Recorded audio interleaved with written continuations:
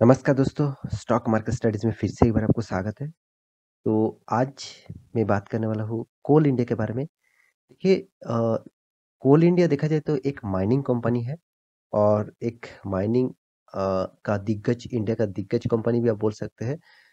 तो इस कंपनी के बारे में बात करूँगा क्योंकि इंडिया का सेकंड लार्जेस्ट माइनिंग कंपनी है।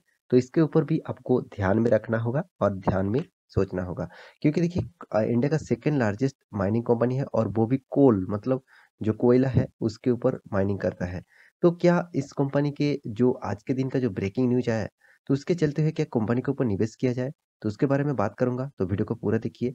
और अभी तक आपने इस चैनल को सब्सक्राइब नहीं किया तो ज़रूर सब्सक्राइब कर लीजिए और साथ ही साथ बेल आइकन को प्रेस करके ऑल भी कर दीजिए क्योंकि आपको daily basis stock market information और अपडेट चाहिए तो इस चैनल में बने रहिए। तो चलो फटाफट देख लेते हैं आज के स्टॉक के बारे में।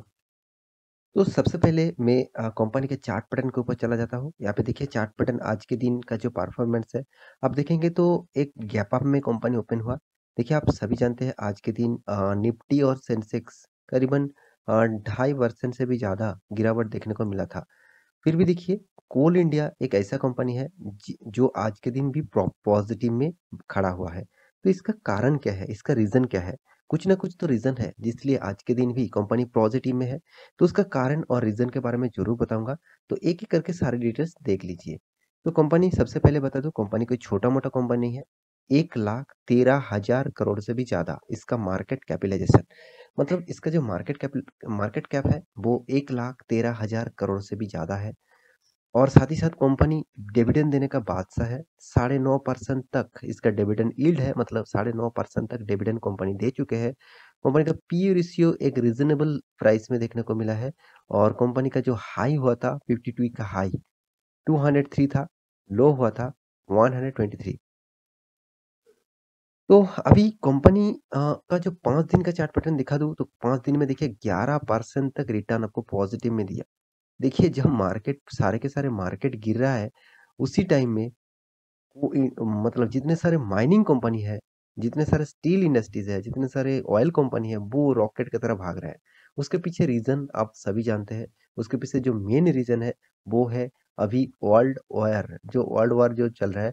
तो वर्ल्ड वॉर होने का जो सिचुएशन क्रिएट हो रहा है, मतलब रसिया और यूक्रेन के बीच में जो अभी जो विवाद चल रहा है, वो अभी जो वॉर चल रहा है, उसके साथ क्रूड ऑयल का प्राइस अभी धीरे धीरे बढ़ते जा रहा है। क्योंकि आप खुद ही देख लीजिए यहाँ पे क्रूड ऑयल के जो प्राइस रेंज है आज ही के दिन, यहाँ पे जो परफॉर्मेंस है करीबन 130 डॉलर पर बैरल में यहाँ पे बढ़ चुके हैं। कितना बड़ा मात्र मात्र 3 से 4 मंथ के अंदर ही कंपनी खुद का जो क्रूड ऑयल का प्राइस जो है वो डबल से भी ज्यादा कर चुके हैं। तो इस बात को भी आपको ध्यान में रखना है। अगर जितना क्रूड ऑयल का प्राइस बढ़ेगा उतना ही इंडस्ट्रीज के लिए खतरा बढ़ेगा और ऑल ओवर इंडिया के नहीं, ऑल ओवर वर्ल्ड के मार्केट के ऊपर प्रेशर रहेगा। इंडिया में तो बहुत प्रेशर ऑलमोस्ट शुरू हो चुके हैं और भी प्रेशर आने वाला है, क्योंकि क्रूड ऑयल का प्राइस जितना बढ़ेगा उतना ही सारे के सारे प्रोडक्ट के प्राइस बढ़ते जाएंगे। आपको मैं पिछले दिनों में एक बर्जर पेंट और आपको एशियन पेंट के बारे में एक वीडियो बना के दिया था। मैं वहाँ पे आपको बताया था कि पेंट इंडस्ट्रीज ज़्यादातर उसका रॉ मटेरियल क्रूड ऑयल से आते हैं। तो क्रूड ऑयल का प्राइस अगर बढ़ जाता है तो उसके लिए सबसे ज़्यादा प्रेशर में उसी कंपनी रहेगा। और वो क्या करेगा, वो कंपनी को बचाने के लिए, कंपनी का रेवेन्यू बढ़ाने के लिए वो प्राइस का रेट भी बढ़ा देगा। और देखिए जो चीज़ मैंडेटरी है, जिसको हमें हर कोई खरीदना चाहते हैं, उसका प्राइस अगर बढ़ भी जाए तो भी थोड़ा सा सेल्स डाउन हो सकते हैं, मगर कंपनी का पूरा नेगेटिव में नहीं जाएगा। तो इस बात को भी आपको ध्यान में रखना होगा। तो इसलिए देखिए कमोडिटी इंडस्ट्रीज में सबसे ज्यादा तेजी देखने को मिला है, क्योंकि देखिए आप एक मंथ में भी देखेंगे तो 13.5% तक तेजी, 6 मंथ में देखेंगे तो 24% तक आपको रिटर्न यहाँ पे कंपनी दे चुके हैं। क्या अभी इतना दूर तक आकर क्या कंपनी के ऊपर निवेश किया जाए, क्या कंपनी के लिए फ्यूचर के लिए सोचा जाए? तो उसको जानने से पहले आपको कंपनी के आज के दिन का गुड न्यूज़ जानना है। तो गुड न्यूज़ क्या है? जो ऑब्वियसली कंपनी के लिए गुड न्यूज़ है। तो देखिए कंपनी का जो पेरेंट ऑर्गेनाइजेशन कौन है? आप खुद ही देख लीजिए। Minister of coal India, government of India. तो उसका सब्सिडरीज़ कंपनी कौन है? देखिए आप खुद ही देख लीजिए। यहाँ पे बीसीसी मतलब भारत कुकिंग कोल। तो भारत कुकिंग कोल जो है उसका, भारत कुकिंग कोल टोटली जो रेवेन्यू जनरेट होते हैं उसका परसेंटेज किसको जाता है? कोल इंडिया को भी जाता है। तो इसलिए देखिए उसका सब्सिडियरीज़ कंपनी अगर अच्छा खासा परफॉर्मेंस करे, तो उसके इम्पैक्ट ऑब्वियसली उसका जो मदर कंपनी है, उसका जो पेरेंट कंपनी है, उसके ऊपर जाएगा। तो यहाँ पे मैं जो चीज़ आपको बताने वाला हूँ, आप एक-एक करके ध्यान में देखिए तभी आपको सारे डिटेल्स क्लियर हो जाएगा। तो यहाँ पे देखिए मैं न्यूज़ के ऊपर आ चुका हूँ, आप खुद ही देख लीजिए न्यूज़ चैनल कौन-सा है, बिज़नेस स्टैंडर्ड आप जानते हैं बिज़नेस स्टैंडर्ड को, दिग्गज न्यूज़ चैनल है, इस साइट से जाकर आप खुद स्टडी कर सकते हैं। यहाँ पे क्या बताया जा रहा है, ऑल इंडिया सब्सिडियरीज़ बीसीसीएल में अभी आपको दिखाया हूँ बीसीसीएल से आउटपुट अप बाय रिकॉर्डेड 61%, इसको आप ध्यान में रखना 61% फरवरी मंथ में वहाँ 3.24 मिलियन सॉरी मैट्रिक टन माफी चाहता हूँ मैट्रिक टन यहाँ पे है। तो टोटली जो यहाँ पे कंपनी ने सॉरी मैट्रिक टन नहीं यहाँ पे मिलियन टन है 3.24 मिलियन टन है यहाँ पे देख सकते हैं 3.24 मिलियन टन का टोटल यहाँ पे कंपनी ने क्या किया मैन्युफैक्चरिंग किया, प्रोडक्शन किया। तो इस बात के लिए ऑब्वियसली कंपनी के लिए ऊपर पॉजिटिव न्यूज़ आया। देखिए आप कोल इंडिया यहाँ पे जो बताया जा रहा है subsidiaries BCCL has posted a recorded 61% growth. यहाँ पे देखिए प्रोडक्शन का 3.24 मिलियन टन। तो 3.24 मिलियन टन वो भी फरवरी मंथ, 1 मंथ के अंदर कंपनी जबरदस्त यहाँ पे माइनिंग का जो यहाँ पे प्रोडक्शन है उसको ग्रोथ किया, जबरदस्त यहाँ पे प्रोडक्शन किया। आप खुद ही देख लीजिए लास्ट मंथ में कंपनी का उतना खास नहीं था, अभी उस रिकॉर्ड को भी ब्रेक कर चुकी है कंपनी। तो यहाँ पे देखिए उसका सब्सिडरीज कंपनी अगर अच्छा खासा काम करे, भारत कोकिंग कोल लिमिटेड जो है वो उसका सब्सिडरीज कंपनी है और वो भी देखिए धनबाद बेस्ड सब्सिडरीज कंपनी है और वो यहाँ पे देख सकते हैं of the Maharashtra public sector undertaking में यहाँ पे काम कर रहा है। तो कंपनी अच्छा खासा यहाँ पे एक रेवेन्यू मतलब अच्छा खासा यहाँ पे प्रोडक्शन किया। तो देखिए प्रोडक्शन जितना ज़्यादा रहेगा उतना ही ज़्यादा रेवेन्यू बढ़ेगा। तो रेवेन्यू बढ़ने के कारण से ही कंपनी का भी ग्रोथ होगा, उसका पेरेंट कंपनी को भी ग्रोथ होगा। तो इसीलिए आज के दिन कोल इंडिया के ऊपर इतना शानदार रैली देखने को मिला। तो अभी फिलहाल के लिए मैं आपको 6 मंथ तक इसका चार्ट पैटर्न दिखाया हूँ। अभी 1 साल की चार्ट पैटर्न दिखाऊँगा, तो भी देखिए करीबन 20% तक रिटर्न दिया। तो क्या अभी इस सिनेरियो में इस कंपनी के ऊपर निवेश किया जाए? उसके ऊपर आपको ज़रूर देखना चाहिए।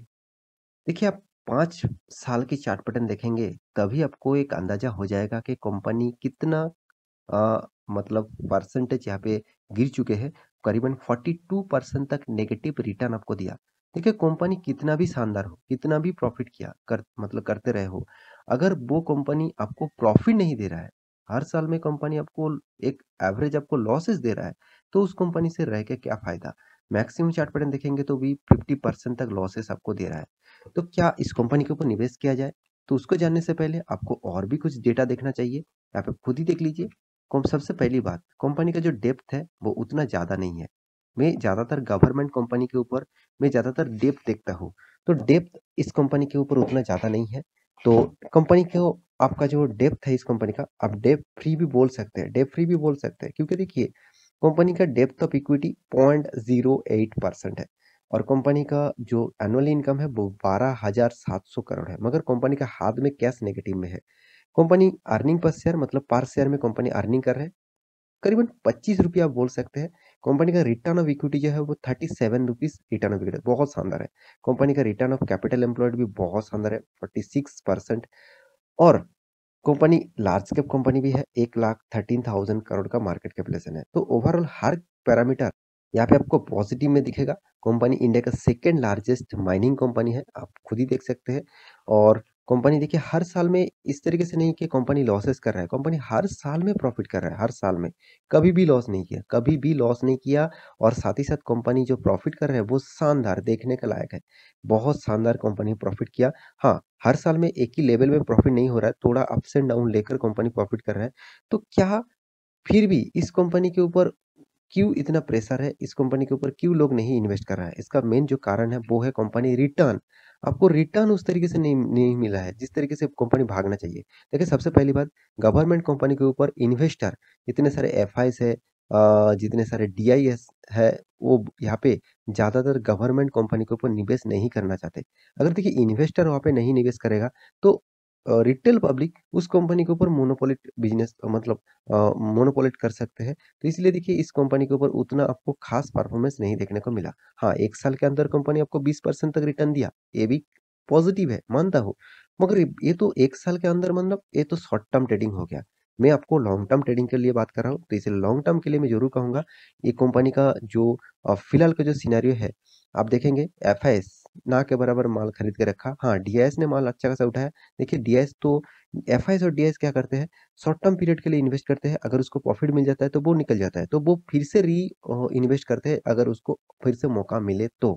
तो देखिए प्रोमोटर के पास ही सारे के सारे हिस्सेदारी है और पब्लिक के पास भी इसके हिस्सेदारी है।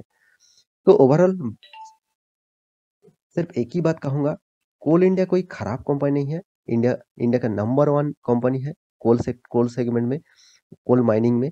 और इस कंपनी के ऊपर आप इन्वेस्ट के लिए थोड़ा-सा मैं नेगेटिव पॉइंट हूँ, क्योंकि इन्वेस्टमेंट के हिसाब से इस कंपनी से आपको कुछ अच्छा खासा परफॉर्मेंस नहीं देखने को मिलेगा। हाँ, आपको कंपनी डिविडेंड ज़रूर देगा, बोनस भी शायद दे सकते हैं, कंपनी देख ली देखिए कंपनी आपको बोनस नहीं दिया, डिविडेंड बहुत अच्छा खासा देते रहते हैं। बायबैक भी कंपनी दिया है 2-2 बार।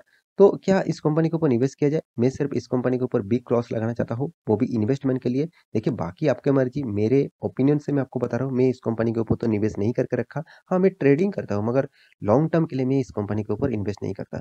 तो मेरे हिसाब से इस कंपनी से दूर रहे तो अच्छा है। और भी आपको माइनिंग कंपनी अच्छा लगता है, माइनिंग कंपनी आप इन्वेस्ट करना चाहते हैं, तो आप वेदांता के ऊपर जा सकते हैं। फिर भी देखिए मैं कोई रिकमेंडेशन नहीं कर रहा हूँ, आप स्टडी करिए, उसके बाद सारे डिटेल्स क्लियर हो जाएगा। तो आशा करता हूँ सारी जानकारी आपको मिल चुका है, तो मेरा वीडियो अच्छा लगा तो लाइक करना, दोस्तों के साथ शेयर करना और इस चैनल को सब्सक्राइब भी करना। मिलते हैं नया स्टॉक लेके, तब तक के लिए अच्छे से रहिए, अपना ख्याल रखिए, बाय बाय।